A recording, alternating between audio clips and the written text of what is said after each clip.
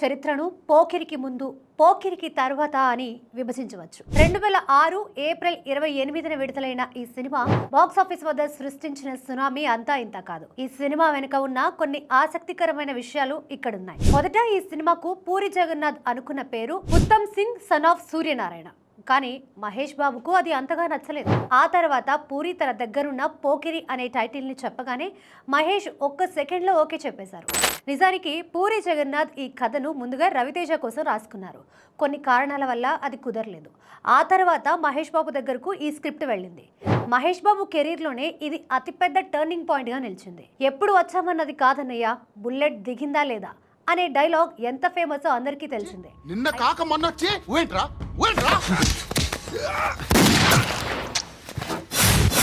ఎప్పుడు వచ్చావును కాదన్నయ్య, బుల్లెట్ దిగిందా లేదా.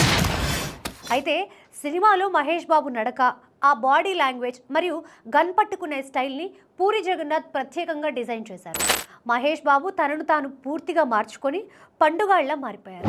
ఆ కాలంలోనే ఈ సినిమా సుమారు 40 కోట్లకు పైగా షేర్ వసూలు చేసి సరికొత్త రికార్డు సృష్టించింది. దాదాపు 200కు పైగా కేంద్రాల్లో 100 రోజులు ఆడి అప్పటి వరకు ఉన్న అన్ని రికార్డులను చెరిపివేసింది.